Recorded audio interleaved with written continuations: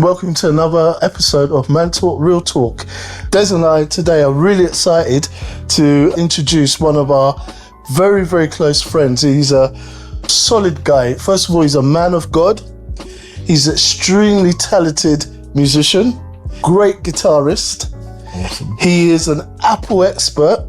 He's just a great human being altogether.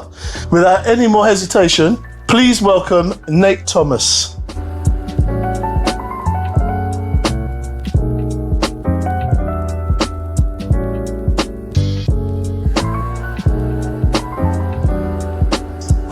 Very kind, very kind. What an introduction and what accolades. Thank you, Jeff. It's really amazing to be with you both in this room, and a lot's led up to this. So this is really special for me.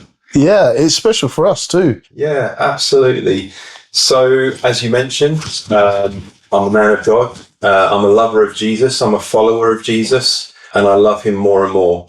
And that for me has become the fulcrum, the pivotal point for my life around which everything takes shape and has meaning. You mentioned the music. I would say that's my main passion in life is creating music, performing music. I'm a musical person, and at the moment I'm working on an album, which I'm really excited about. That's hopefully going to be coming out within the next 2 months. So that really fits quite central and quite at the top of my sort of hobbies and passions. Exciting. You mentioned about being an Apple expert. I've been known to work for a fruit company and lend some of my expertise to that. Yes. So, there's a very technical element to my life and my understanding. Mm-hmm. And I've really begun to pursue life skills and people skills. So it's interesting, this thing with technology, it seems to be more of a side toolkit. Yeah. Because I see my life moving more and more towards leadership, mentoring, coaching. Mm-hmm. I'm part of a wonderful men's movement called Returning Sons, which for me has made such a big impact on my life for the last 4 years. Mm-hmm. So, these are sorts of the things that are kind of bubbling up in my life. So when I got the invite to come and chat and be part of the podcast. Yes. Oh man, it's like Christmas and birthday. Well, it's like Christmas and birthday for us, Blake. I mean, you're a great person to have one. The reason why we started this podcast is we want to bring men on from all different walks of life that have gone through challenges, situations in their life that other men out there feel that they might be alone. Yeah. Tell us a bit about your journey to date so far. Yeah. And where you are right now, because this isn't going to be a one-off episode. When I speak to you, Nate, I am blown away with the levels of your wisdom, your knowledge. I could listen to you all day. Tell us a bit about your story and what things have impacted you, areas that have influence you and cause you to change. There's many facets of you, as Jeff's already said. Let's hear a bit more about you and your journey so far. Yeah. Oh, thank you. Absolutely. And it's interesting. A word you mentioned that resonated, and I'm going to pick out on that word, is about alone. A lot of men feel alone. Just going to pick out that for a minute, because that's where I was. Desperately alone, completely lost, completely without hope, and all of the darkness that tends to bring into the picture. Nate was a very insecure, very sensitive, still is very sensitive, but it's learning how to master it. Very depressed and anxious boy. From age 11, I had my first major episode of depression and anxiety, severe. At age of 11? Age 11. I still remember it vividly because my whole world got flipped upside down. Because when your internal stability feels like it's taken away, your world just falls apart. I didn't know where it came from. I didn't know what it was. I didn't understand what was happening to me. it was a real struggle, just every day. Every day was a real struggle. Little did I know that that was a pattern that was going to repeat and repeat and repeat and repeat through my life. And every time it repeated, it got worse and worse and worse. So it kind of snowballed and compounded. Yeah. And it got so dark that I would say maybe about 13 years ago, the place I was at inside, if you'd have said to me, you know what, Nate, in 12, 13 years' time, you'll be on a podcast episode, I wouldn't have believed you. I didn't think I'd be alive. My goodness. Let alone talking. I didn't even think I could ever have any friends. That particular place was like the sum total of all of the previous episodes that I've gone through. It was the sum total of being without hope. And it was a very acute, like, playing out of severe anxiety to where I didn't even understand that there was a problem. I just believed I was doomed. Full stop. No hope for me. And so that word alone that you mentioned resonates deeply. And I think a lot of men, deep, deep down, just feel alone. And just feel that they don't have anyone to lift them. So in your opinion, what do you feel are some of the contributing factors to that in this day and age right now? In this time in history, more than any other period of history, have a endemic problem of fatherlessness. Okay. It's not like ever before in history. It's really ferocious. Yeah. And it's an accumulation. It's the way society allows certain important foundations to get eroded or taken away. And then without those foundations, it's inevitable. It's inevitable that men without a strong father presence will feel an orphan. Will feel alone, will feel weak, will feel powerless, will feel like they don't know who they are. Yeah. And that has perpetuated, and it's gone on generation after generation. And a father who is absent is going to breed a son who becomes absent. It just perpetuates. So I think never more real than today, this day and age, is that a massive problem, fatherlessness. And it doesn't have to be, for me, I grew up with a father, but his absence was more emotional absence. Right, okay. So your parents still together then? They are. Right, okay. Yeah, I thank God that they're still together, and you know, that's the work of God. Yeah. It was an emotionally absent father, but a disciplinarian and punishing father. Right. So it doesn't mean, fatherlessness doesn't mean there isn't a father figure in your life. No. It's their role in your life. Yes. But you cannot understate the influence. And, you know, this is something that could be uncomfortable for a lot of guys to talk about, because it means actually having to tap into some feelings that maybe we don't want to tap into. What men are taught to do, and maybe we can talk about the messages that are played to men in today's society, because those messages are there. They're terrible in the way that they erode masculine identity. They label it as bad. They label it as toxic. And masculinity in its truest design is powerful. It's tender. It's strong. It's joyful. It's loving. It's beautiful. So we have to call out the messages that are getting played to boys and men that are really working a number on them.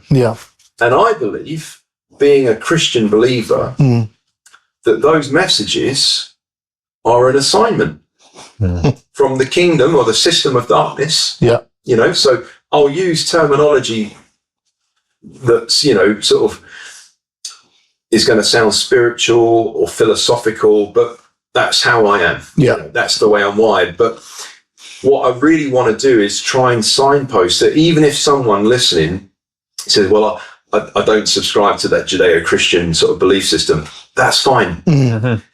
But we can still call out the societal issues. Yeah. Right. Now, I might use language that's Judeo-Christian, but the issues I'm talking about are irrespective of your philosophy or worldview.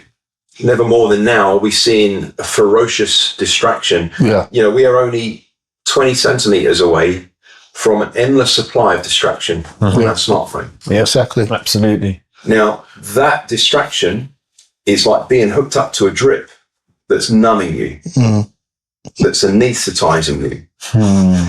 That's a powerful word, man. It's an anesthetic. It's meant to dull your senses. It's meant to weaken you. It's meant to make you absent. And it's meant to make you depend on a system. Now, whether that system is one that you can see or is an unseen system, it's enslavement. That's what's happening. So that's another contributor to why men are suffering terrible loneliness. I heard a statistic a couple of weeks ago that said the biggest killer of men under the age of 40 is suicide. Yeah. Yeah. That is tragic. That is shocking. Boys that are being raised in this day and age, this is the petri dish that they've got to be raised in. Yeah. The battle is real. Yeah. It's a war. And the fight for masculinity is big. Yeah. It's a massive fight, but it is worth it. It is worth it.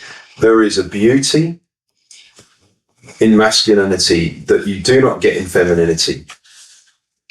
Now, we could equally be talking about femininity. I am fascinated with both. Yeah. But we are talking to, you know, the masculine audience. This is Man Talk, Real Talk.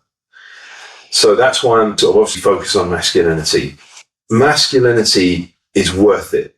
There are attributes of masculinity that are unique, that are intrinsic, and actually that have destiny. This is deep, man. I like this. So when you talk about fathers being absent, talk to us more about that. How would that have an impact on younger listeners, how they see things, and how they can develop their masculinity as a way of them progressing in life to the point whereby they're seen as someone that's a masculine figure and they're not ashamed of it? Oh, yeah. Yeah, we got work to do. So masculinity is, the philosophers and the sociologists will tell you, is passed on. It's an initiation. And that is why fatherlessness presents a real issue, because without the presence of a masculine figure who themselves knows their masculine identity, they won't be able to have it called out in themselves. In a example like mine, where I had a physically present dad, but who was very emotionally absent, he spent 10 years addicted to Valium, alcohol, and nicotine. Right. So in that mix, in that cocktail, you're totally numbed. You're totally in a different headspace.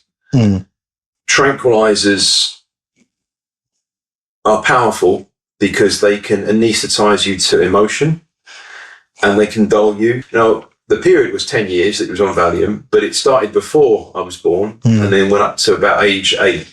It meant that when I was really starting to form a personality, say around 2, you know, when sort of we start to toddle and we start to explore and we start to develop, he was there, but he wasn't. And then because he'd show up to punish me and discipline me,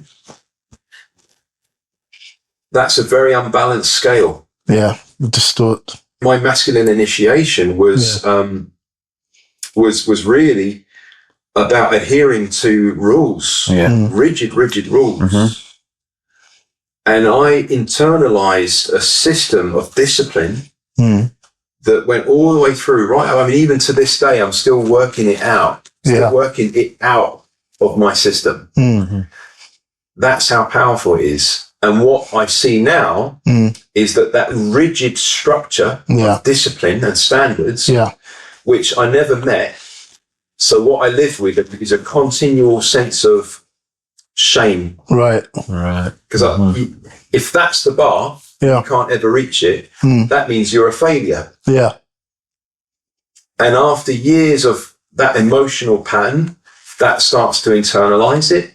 And then it starts to become your identity. If you see yourself as a failure, what chances have you got of going out to school and doing well? If you're a failure before you've left the house, it ain't going to get much better when you show up at school. Sure. Yeah. So a lot of my anxiety and the depression was my lack of a foundation. I couldn't stand up inside. Yeah. And when I went out to the big school, I just crumpled.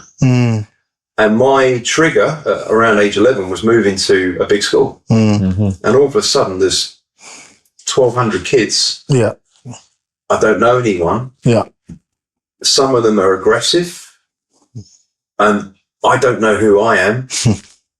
And these other people, it's overwhelming. Yeah. And I just went into a spiral of anxiety and literally I would every morning, I'd sit on the stairs rocking because my stomach was in knots and I was nauseous and I'd throw up. I was that inside. I was that broken down. Yeah. And this would go on day after day after day. And my mum would taught me to son, you've got to go to school, you've got to go. So, and eventually I'd get out to the bus stop. But my brain was so in fight or flight mode. Yeah. I couldn't concentrate at school. So it kind of became a self-fulfilling prophecy. Right. Because then I really was not doing well at school. So how were you coping? The idea of making it home. Right. If I just make it home, it will be all right. Okay. And the bus ride, even getting up to the front door, it was a storm. It was a storm at sea. So much internal turmoil. Yeah. Couldn't think, couldn't concentrate.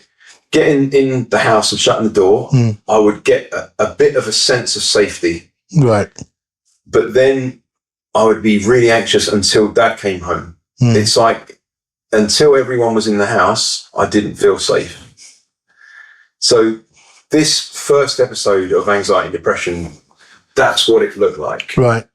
And it went on for some months. It did secede. Like I did sort of come out of that episode. Right. And as I said, they kind of got worse and worse and worse. So how it looks might be different for different people. I think for me, emotional absence, not having a secure sense of self, of identity, not having someone that was passing on and nurturing me. There was the odd day trip. I remember, it's amazing the power of spending time with your father, right? I remember one day out, just me and my dad. Yeah. And I was about 5 years old. Yeah. And he took me on the train down to Portsmouth to go around the harbour. We went on a naval ship. And I remember being on a ship and about to run up the stairs and Dad said, wait. And this officer was coming down the stairs and he was in his uniform and he looked really authoritative. And I remember thinking, wow, like that was such a vivid memory. And that was just one day out. Right. 5 years old. So the power, the influence of time with our fathers is phenomenal. So when it's not there, the power and the influence of it not being there is phenomenal. Sure. And then, for me, getting into adolescence, there were other male figures. Yeah. And this is the good news, is that if you have a physically or emotionally absent father in the home, it's not the end of the world. No. Because good masculine people in your life can still impart that identity. Sure. So for me, going to church, going to youth group, having some good, youth pastor type figures was really helpful. Yeah. Because actually my youth pastor was someone who had a much stronger masculine identity, and he was tender. Yeah. What a beautiful recipe. Yeah, absolutely. Strong and tender. Yeah. Beautiful. Yeah. I felt safe around him, but I didn't feel like I was, going to get the whack across the legs or something like that, So the good news is that masculinity can come from very strong. And, being a Christian, I'd even say it can even come supernaturally. Yeah. You meet the Lord, you meet Jesus, you have an experience with him. Whoa, my goodness, that's going to imprint itself on you. Yeah. You're going to walk away, wow, feeling loved, feeling accepted, feeling unique, feeling there's hope, So it doesn't matter what hand you've been dealt with masculinity in your life. The good news is there's hope. Yeah. There's a plan. And there's ways that it can be imparted, so youth group and into my adolescence, even in my working life, there were certain figures in my working life, a boss or a manager. Yeah. It's amazing. We don't always know who's going to imprint themselves on us. Yeah.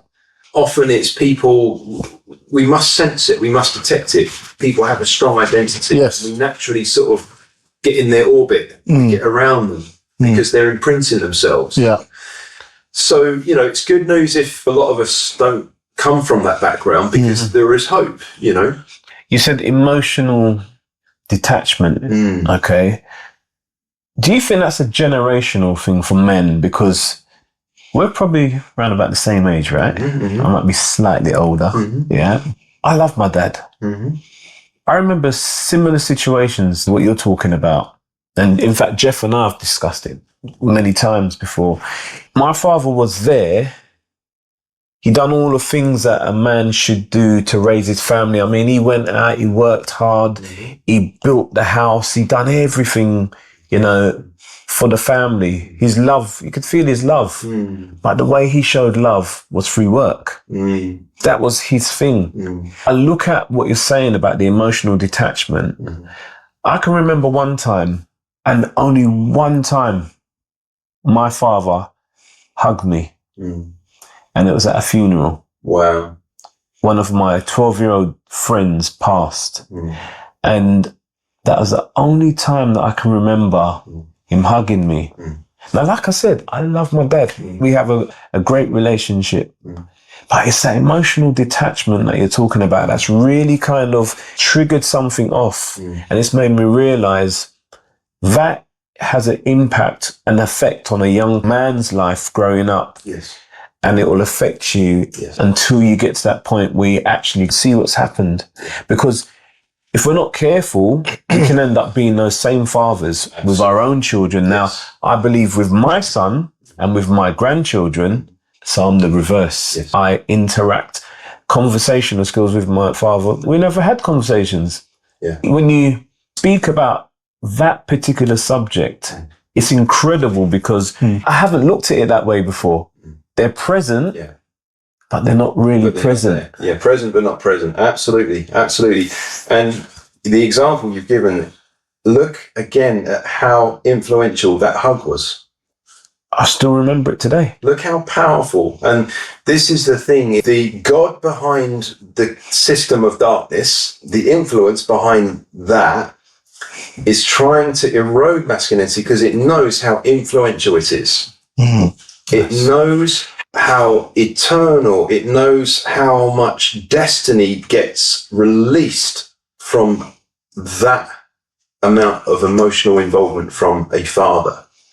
So it has to do everything it can to rob that, to keep men weak, emasculated, powerless, hopeless. Because if one significant hug to this day is still having power in your life, what would it be like if day in and day out, our fathers were showing up emotionally?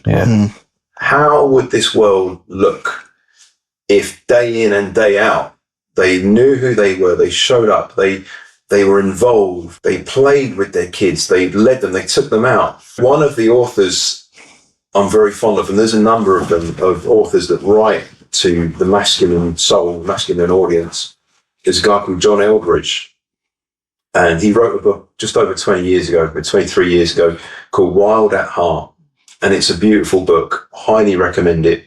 And in fact, he and his wife, they've both together gone on to address, the feminine soul as well as the masculine soul. And they have a whole kind of a movement around that, and, retreats and help. John Eldridge wrote this book, Wild at Heart, and he talks about how he takes his sons off on hikes, on expeditions, because he understands that you have to take men on a journey. They ain't going to get initiated sat in front of a computer screen. Full stop. Yep. It's not going to happen. Thank you. Nate, say that again, please, brother. Yeah. Men will not get initiated sat in front of a computer screen. Cool. I need to write that down. Men do not get initiated sitting in front of a computer screen. No. Carry on, brother. I'm making note of that. It's not the way spiritually we're wired, and therefore it cannot be replicated artificially. So John talks about taking his boys out on expeditions. He talks about getting into danger. That's an important part of masculinity. Yep. Is facing danger. Yep. Men need to test their strength. It's why, as boys, we play fight. It's intrinsic to our masculine soul. We have to test our strength, whether it's physical, emotional, mental, whatever. There is an intrinsic strength in the masculine soul that is by design. And that's why boys, they have to test it. They have to learn. What does this strength mean? And what can I do with it? He's gone off in the wilderness. They're getting lost. They're facing threat, danger. This is in the US, so bears and, rivers and whatever. Yeah. But he understands that in the right boundaries, it's healthy. Yep. It's healthy to face a bit of uncertainty. Yep. That's how you learn to develop initiative. Yes. It's how you learn to lead. It's how you discover new strengths that you didn't know you had. Yep. And all of these things. But what happens is you take away all of the distractions. And just recently, I'm beginning to wake up to how ferocious the distractions are in our modern society. I work in technology. You could say I work in the crucible of distraction. Yes. The company and the products that we deal with. But recently, I've been getting away on these expeditions, and I did 1 month up in Scotland, and it was 3 days, no technology. And I did one last year, and I'm doing one again in October. Right. But the one last year, my first one, very late 40s, felt like I'd been initiated as a man for the first time. Wow. Why did it take for me to be at the end of my 40s to feel that I've been initiated as a man? Now, this word initiation, it doesn't mean doing any weird rituals. I'm not talking about the tribal traditions where they take them out in the forest and they make them climb a tree and they'll have to go and kill a bear. Initiation is about being called out, receiving an identity, a masculine identity. That's what it is. I don't want to make it too weird and wonderful than what it is. It's about receiving a masculine identity. Explain so people can understand the definition of identity, because some people call it a lie-identity. Interesting. Right? So how would you define identity from a masculine perspective? From a masculine perspective. So identity is seriously important. It's one of the biggest questions. Who am I? Yeah. If you can't just live lost, you're just wandering, you're drifting. Yeah. I've not heard this expression before, identity. It doesn't shock me because I see what society is doing. Yeah. And that it would come up with a phrase like that. And I think that's because what the world has done is point to bad examples of identity. Yeah. So in a masculine sense, it's being a player. It's being a runner. It's getting into shady business. It's using and abusing. Lie. All lies. All lies. Lie. Identity. Yes. All lies. Yeah. Yeah.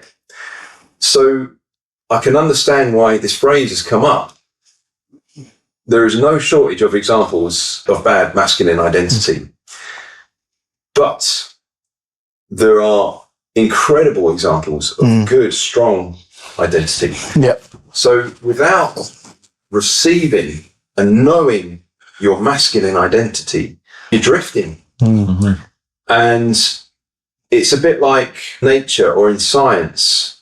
Power comes from purity. Even if it's not in nature, let's talk about the automotive industry, cars.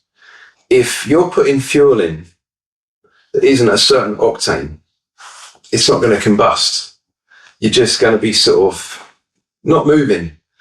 But you put the right octane in, pure, it's been purified. It knows what it is. It is petroleum oil, 95 octane, 98 octane, whichever one, E10, E5. But it's been purified, it's been refined, and it is clear what it is, and it produces a spark, a flame, it's going somewhere.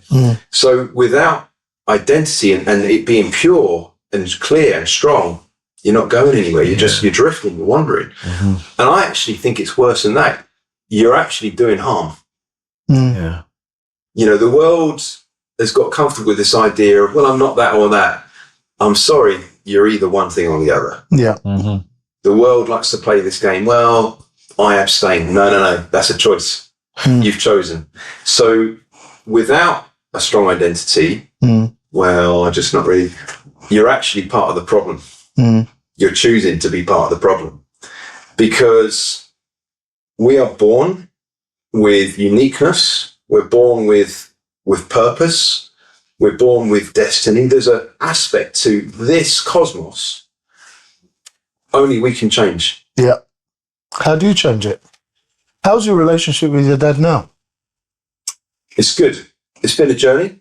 Yeah. He's been on a journey. Yeah. And he is not the man he was. Yeah. He's a very tender man, extremely tender, actually, in how he responds to people, and he'll show emotion. He'll weep. And so will I.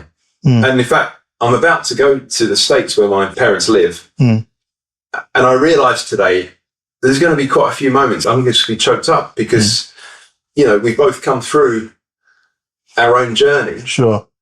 And it's very precious to spend time with my dad. Yeah. I don't get to do that very often. And all I want to do is sit on the porch with him and drink coffee. That's it. That's all I want to do. Yeah. Because I'm next to my dad. Sure. And we'll be able to feel each other's soul. You know, and so I was thinking about it today. I'm like, oh my God, you know, we'll both be getting choked up at various times that we're hanging out because it's special. So relationship with dad now is good. I recognise some generational differences. Yeah, sure. Which mean we're not in the same place. Sure. And so I think I'm going through my own grieving process at the moment. That's something men have to tap into. We have to learn how to grieve. Yeah. Because grieving's a very healthy part of life. Sure. And if we don't know how to do it, we're stuck. So for me, it's just learning to let go of the expectation I place on my dad. It's time I just let him go. It's all right. Have you had the deep conversation about how you felt in the days when you were going through what you were going through with your dad? Small, when yes. you've had the coffees? Small, yes. Yeah, okay. I've not majored on it. Right. There was one moment I was a bit confrontational. I tried to do it in a very structured way, and I asked him if he'd go on a walk with me, and we went on for a walk, and I sat down. I said, Dad, just some stuff I want to tell you. And looking back, I feel pain when I think about what I did, because I basically told him he'd been horrible to me, and you know, I kind of laid it on a little bit heavy on him. Sure. And that, I know that wounded him. You know, I feel a sense of pain. Oof. Yeah, I wounded him, you know. And he had to come through that himself. But then that was years ago. Yeah. And in more recent times, we can maybe talk a little more objectively. And he'll be the first one to admit that what he did affected me. He'll say, son, I know that had a big effect on you. And I can talk generically about him. For example, I'm fully aware that there might be a time he hears this, and I'm at peace with that. Yeah. Because he knows I love him. Sure. Yeah. And he can hear this. He's in a place where he can hear this. And he can be at peace with it. Yeah. Because he's not that man anymore. Mm. You know. So we're in a much better place. I've got to let go of my expectations of him. Because, you know, I've carried expectations of him. Because we want our dads to be heroes, let's face it. Yeah. We really do. That's why in myth, in folklore, we have heroes. It's because we need people to look up to. Sure. But also I have to let go. And, you know, just to come back to what Des said, my dad was that same dad. He bent over backwards. He did things, and I'll get choked up if I talk about it now. He did things for me that were like, he went out of his way. He laid his life down. Sure. I'll just tell you one story, just to tell you the sort of dad Go ahead. he is. Discounting all of the stuff he did in my childhood and adolescence. There was one time as an adult, and I'm still living with my parents. I'm like mid-20s, and I go on a ski trip with a guy I'd met on, like, a Christian guy I'd met, and we felt okay with each other. Let's go on a ski trip. You know, Yeah. and I'm living up in Hertfordshire. We're getting an early flight from Gatwick. Hertfordshire, Gatwick. That's a long way. So I'd stayed over at this guy's flat in South London. Right. So we only had to jump on a train to Gatwick. Okay. Easy breezy. Sure. Love it. Rock up down there, Gatwick Airport. You know, we know it's an early check-in. The flight's like, I don't know, 5:20 a.m. I don't know, it was some silly hour like that. Yeah. So it would have been like a 4:30 check-in. I don't know. It was an early check-in, probably 5 a.m. check-in, something like that. 4:35 a.m. So, you know, he's just got himself checked in and he's off, sort of whatever, getting himself to one side. And I rock up to the passport desk and you know what's coming. Oh. Yeah. Where's my passport? I've left it at home. So I get on the phone to Dad. He answers the phone, which, frankly, that in itself is pretty remarkable. You know, I don't know about anyone else, but Yeah, I hear you. I hear you. It's not a case that I'm not answering. I'm not hearing it ring at 5 Yeah, yeah. Absolutely. Old school dad. He picks up the phone, and I'm like, Dad, I need your help. Anyway, long story short, he gets in that car, he drives all the way around the M25. I think before he left, I'm like, you know, what do you need from me? He said, it's okay, son. All I'm going to do is roll down the window and hand you the passport, and all I want you to do is to hand me a Starbucks. That's it. You know, and like, just, you know, even when I was a fully fledged adult, still living under their roof, he's still doing that heroic stuff. Sure. You know, so I really resonate with what Des said. Like, he was that in bucket loads. Brilliant. You know, the guy that provided, the guy that laid his life down and stuff like that. So I'm sorry for what is quite a long answer, but, you know, you asked about where I am. No, that's great. That's great. That's great. I mean, one of the things that I was going to ask as well, because you're a musician too, so we'll get onto that. How did music play a part in you getting through some of those hurtful things, or was it some of the things that, one of the things that got you through what you were going through with your dad at that time? Yeah. It's very interesting you pick up on that, because music did become a key that opened the door for my healing. Right. Now, I think why that wasn't clear before was if it's not nurtured. So for me, I've grown up in a home where that never was presented or No musicians. or No called musician. out as being a worthy pursuit of my Right. energy. Are you saying there were no musicians in your home? Mum picked up the guitar a bit. Ironically, Dad did a spell with the cornet, Okay. like Salvation Army Band, you know. Right. So there were elements of it, but it's just interesting that, you know, I had a dad that went into project management, very cerebral, kind of analytical role. Right. So that was my example. Okay. But that's at the bottom of the pile for my skills. Right. That's right at the bottom. I'm, you know, that's one of my least strengths. And I'm this little boy with all this musical energy,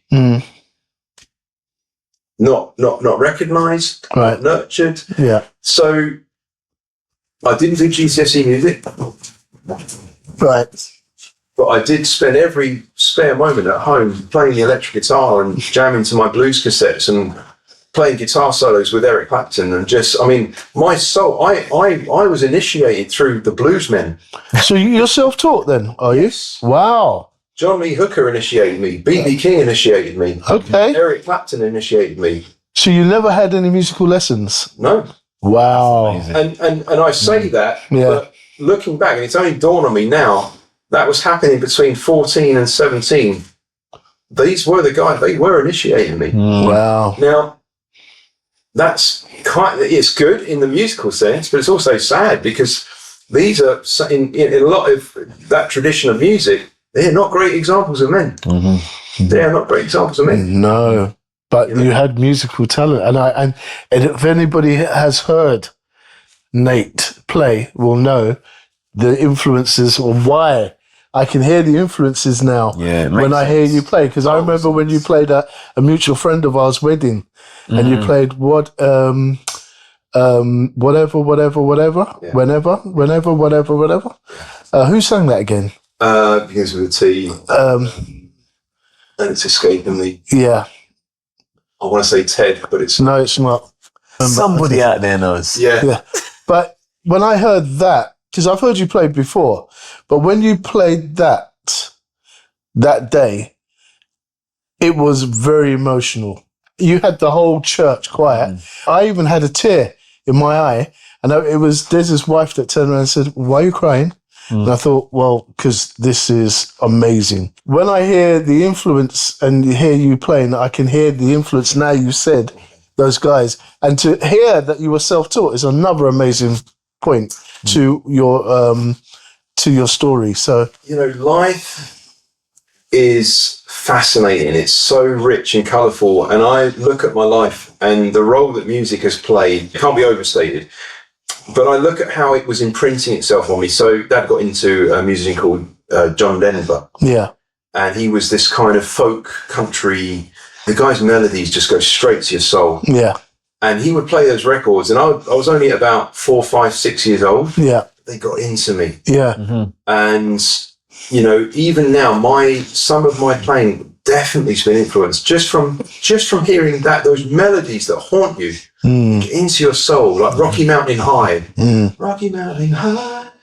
It's just beautiful. It's like heaven. It's heaven. Yeah. You know, these people with these gifts, these melodies, it's heavenly. Yeah. So while the music was never called out, and they didn't stop it, but it was always the thing that they wished I wasn't doing and was doing my homework instead. Yeah. So when I would come home from school and I'd go straight up to my room and I'd plug in the electric guitar and I would lose myself. They're downstairs hearing it and thinking, oh, he should be doing this, he should be doing that. Now, you know, if the tables were turned, you know, it might have been that it had got recognised and encouraged. They might have put me in some after schools lessons and might have gone to stage school. I mean, there's an actor in here as well. You know, I've dabbled with sort of a little bit of that. Yeah. There's a poet in here. You know, so it might have been that they'd have recognised and said, you know what, Nate's this sensitive soul of a son that we've got, we think he's a bit of an artist. Yeah. Let's get him enrolled in an academy. Let's get him enrolled. So the flip is that, that could have been the way it had gone. And it would have helped to call out my identity, initiate me, right? It didn't. So there was this vacuum. And I just had to do the things that I was supposed to do. Yeah. Like as I said, I didn't even do GCSE music. Like the fact that I was spending all my spare time, like, duh. So it's life's funny because I then, because of the example I had in the home was very cerebral, administrative, technical, analytical, I thought that when I got done with A-levels, I would go off and do an HND in computer science. Yeah. Because that's the sort of industry Dad was around. Sure. What I ended up doing was going to Bible college and majoring in music. So it's like, if it's in there, you ain't escaping it. That's right. Yeah, that's right. Your calling's your calling. You know? Right. Now, I didn't know that's what I was going to do. So I had my sights set on, I finished my A-levels. I'm applying to go to Hertfordshire, University of Hertfordshire. Yeah. And I'm applying for computer science or something like that. Yeah. And then a team from the college that my sister went to before, a year before, come over from the States, and we have a conversation, and basically they offer me a place at the college. Right. They offer me a tuition scholarship. Within 2 weeks, suddenly I'm going to the States to Bible college to major in music, and it just totally out of nowhere. Didn't see it coming, didn't plan it, but if it's in there, you can't escape it. Wow. Now, I could have programmed myself for 2 years, I've got to do this, I've got to do this. And all it took was someone saying, here's an open door. Yeah.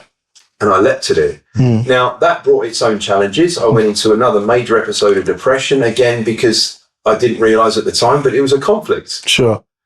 In my identity, there was a conflict now. I'd gone off. In other words, I felt guilty, terribly ashamed, because I thought I'd rebelled. I'm rebelling. I've gone off to do music. I mean, how ironic that the very thing that this goes through my being is the thing through which I felt the most guilt about. Yeah. So where am I going with all this? It's just to say that we talked about identity and initiation and stuff like that. How did it play a part in you getting through? Music, thank you. Let's come back to that. So I went off, I did that. I'm still going through, I still have episode after episode of depression, and they get worse and worse and worse. But the last big episode of depression, which ended up me going AWOL from a job, because I'd had such a breakdown, and it was a breakdown that was protracted over many weeks. It was a few months, actually. Yeah. I couldn't hide it in the end, because the managers were saying, what's going on? You know, you're behaving weird.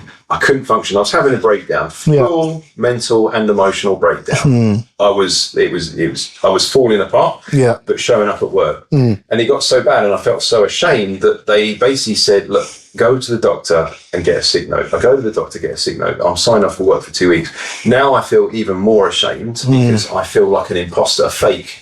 Yeah. You know, who do you think you are? And because I couldn't face the idea of being those things, an imposter, I'm faking it, I'm just sort of messing them around, that I didn't go back to the doctor. Right. So the company are writing to me, please, we want it, how you doing? Check in with us. Yeah. And I've gone off the map. Yeah. And after a few months of that, and then trying to contact me, they dismissed me. Gross misconduct, obviously. Right. Because I just went completely AWOL. In that season, I spent a few months there, AWOL. I discovered the GarageBand app on my iPad. When I say I discovered it, back then you had to buy it. Yeah. And one day I just, what the heck, $5.99, let me download it. That was a key. Okay. Because I'd started spending, when I couldn't get to sleep at night, because I couldn't, I'd stick my headphones in and start making music on this little app on my iPad. Yeah. And, you know, I can trace the journey. That was like hitting the bottom and then turning a quarter. A key was turned right there. And it turned the key to an upward journey. Wow. So music's played a vital role for my well-being. Okay. And as I said, I'm working on an album now. I released an EP back in 2019. There was a studio project. This is another studio project, but it's not an EP, it's a full album. Has it got a name? Yes. What's the name? Lowlands and High Places. Look out for it. Lowlands and High Places. Lowlands and High Places, yeah. Okay. So it absolutely played a vital role to waking me up on the inside. Right. Now, you know, we could go into it not being the thing that healed me. That's a whole nother thing in terms of what actually made you better, right? But let me ask you, actually, within the within the album, are there any tracks that might relate to your story? All of it. Wow. This album is about this journey. Right. Fantastic. The Lowlands. And the relationship with Dad as well? That's interesting, actually, because I don't deal with that. Right. Okay. Album. Okay. I deal with it from the sense of me reflecting upon God. Right. And my relationship to my Heavenly Father. Right. That's really strong in it. Okay. But I don't actually deal with it's interesting, isn't it? I don't actually deal with my earthly father. Maybe that's to come. That's the second album. Maybe, yeah. Yeah. That's brilliant. This has been absolutely brilliant. I mean, I really do want to come back to something's changed with your father that made him now react differently, in the sense that he's been emotionally triggered. that might be part 2. Because something has changed. What you said earlier, we're going back now. Mm-hmm. Yeah. But something you said where you both are able to cry together. Yeah. There's a trigger moment there. And we'll be interested to know in the next episode. Yeah. This has been a real eye-opening conversation. Well, we've learned loads from this, man. So let's just lighten it up a little bit now. Sounds good. Okay, but there will be part 2. In fact, there might be a little series going on with Nate. We're just going to end on this. Okay, this is what we call a quick fire round. Quick fire round. Coffee or tea? Coffee. Sweet or savoury? Savoury. Dogs or cats? Dogs. Dogs. I got a cat, man. You should like my cat. Beach or mountains? Mountains. Early bird or night owl? Early bird. Text or call? Cool. Cool. Okay. Dine in or take out? So like restaurant or take out? Restaurant. Okay. Books or movies? Books. Last one. Sunrise or sunset? Sunrise. Interesting. What would be something that you want to leave for people, a take-home piece? Something that they can chew on. What would be something that you'd want to say to the listening audience from your story so far? Yeah. Well, I would say whatever hand you've been dealt, however bad it is, there's a flip side of that hand. And this is important because it deals with hope. And hope is actually what keeps us alive. Yeah. If you lose hope, you're dead. You die. And I'm not talking about physical. I'm talking about the life inside. You have to sometimes hope beyond hope. Because I didn't feel any hope. But people would say these things to me. They would talk about destiny. So hoping beyond hope is where, you know what, I don't have hope. But even if you just hear the words that there is another side to this, you have to hope beyond your absence of hope that those words are true, because they are. There is life in these words. There is truth in these words. So I would say allow hope to be birthed. Just allow it. We thank you for your time. We thank you for being vulnerable, for being open and being honest about your situation, about bringing stories that it's not always easy to talk about, but, you know, especially when you're talking about people who are still alive and with us, you know, because you have to respect them in that sense. But it's been a joy for you to be here today. And we look forward to hearing from you and seeing you back here in the next episode. I'd love that. It's been a real pleasure. I love talking to you. I really would love to get into more. It's been an absolute blast. And thank you for having me. Man Talk, Real Talk. See you soon. Brilliant. See you soon. Thank you.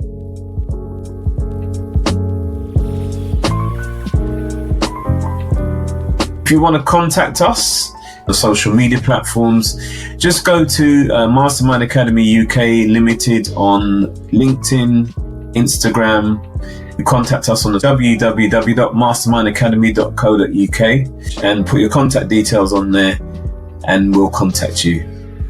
Also on the website, you can actually download a free ebook on there, which is on communication skills. So every man needs to be able to communicate. So why not learn how to communicate effectively? And we really, really want you to understand that we are here for you. This is a platform for you. Des and myself have come together and we want to help you. We really do want to help you. That comes from the heart. So please, Man Talk, Real Talk. We'll see you next episode. Bye for now.